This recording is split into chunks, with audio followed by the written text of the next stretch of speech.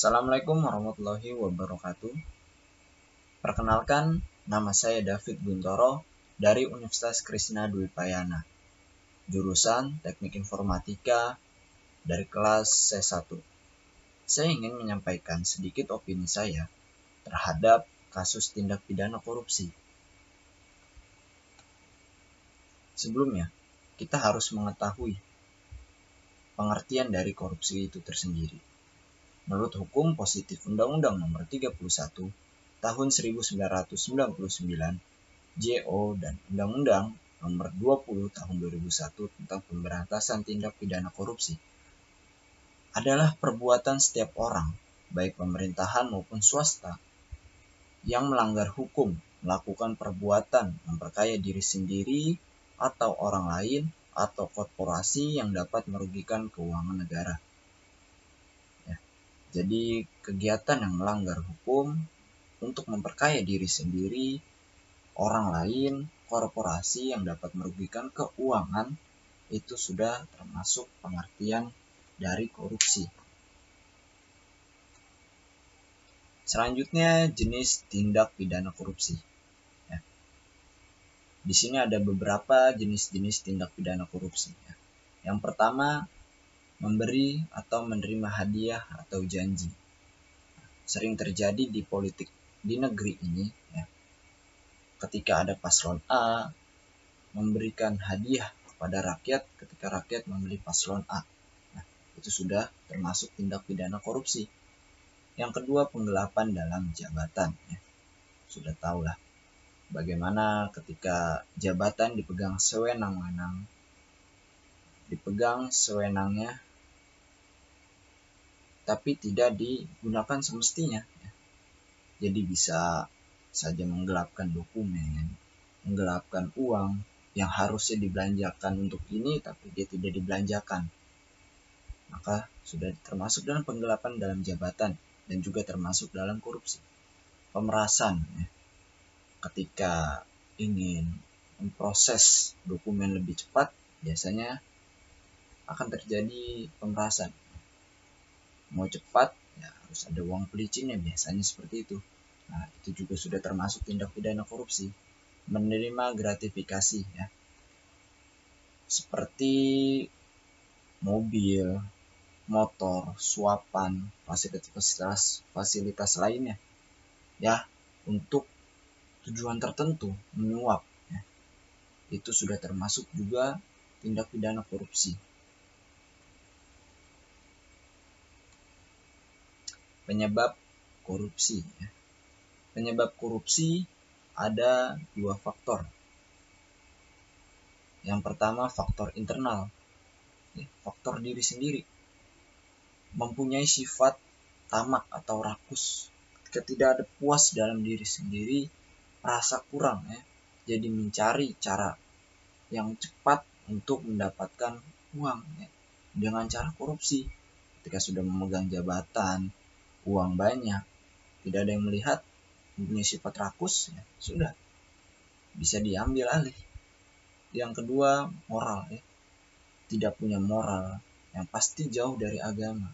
Ketika orang dekat dengan agamanya, agama mengajarkan yang baik-baik, maka mustahil bagi orang tersebut untuk korupsi. Moralnya selalu dijaga. Yang ketiga, ada gaya hidup. Seperti yang kita ketahui bahwa gaya hidup di zaman sekarang sudah mewah sekali. Jadi kebanyakan gengsi. Jadi ketika inginnya setiap bulan ganti handphone, setiap tahun ganti kendaraan. Jadi itu faktor pendorong dari diri sendiri kenapa korupsi. Yang kedua, ada faktor dari luar atau faktor eksternal. Yang pertama, aspek sikap masyarakat terhadap korupsi. Ketika masyarakat tidak peduli dengan sistem pemerintahan, tidak peduli dengan ketransparan pemerintah terhadap mengolah suatu daerah, maka itu bisa menjadi peluang korupsi, pejabat untuk melakukan korupsi. Yang selanjutnya ada aspek ekonomi. Ya, aspek ekonomi ketika merasa kurang, merasa tidak cukup dengan perolehan gajinya, perolehan kekayaannya, merasa ingin terus menambah ekonomi diri sendiri atau organisasi, maka bisa menjadi penyebab tindak pidana korupsi itu sendiri. Yang ketiga ada aspek politik. Aspek politik seperti ada politik, ada partai, ada tim sukses yang harus mereka jaga. Biasanya mereka beralasan seperti itu. Beberapa waktu lalu saya membaca atau melihat video tentang, kalau tidak salah, Bupati Banjarnegara ketika korupsi, ya, di situ terlihat ada aspek politiknya. Dia harus menjaga partainya, dia harus menjaga tim suksesnya. Maka seperti itu, ada penyebab-penyebab korupsi tersebut. Nah, ada upaya pencegahan yang bisa sedikit-sedikit kita cegah, khususnya kita anak-anak muda, para mahasiswa, ya. Untuk mencegah tindak pidana korupsi, kita yang harus tahu dulu, memahami hal-hal yang menjadi penyebab korupsi. Yang seperti tadi, ketika orang sudah dekat dengan agama, sudah bagus agamanya, maka tidak mungkin orang tersebut akan melakukan korupsi, karena sudah tahu apa saja yang dilarang dan dibolehkan oleh agama. Yang kedua, upaya pencegahan, investigasi, edukasi dilakukan secara bersama. Nah, di sini upaya pencegahan, kita di sini mengedukasi secara bersama melalui channel YouTube di sini. Kita mengedukasi teman-teman sekalian untuk apa? Untuk masa depan, untuk kita tahu sebagaimana korupsi ini sudah merajalela di negeri ini.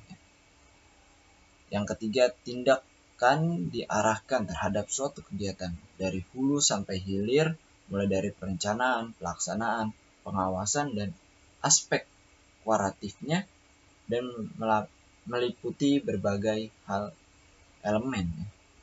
Kita kawal ketika ada pemerintah membuat program, kita kawal ketika pemerintah tidak transparan, ketika pemerintah wenangnya, seenaknya sendiri dalam membuat undang-undang, kita kawal.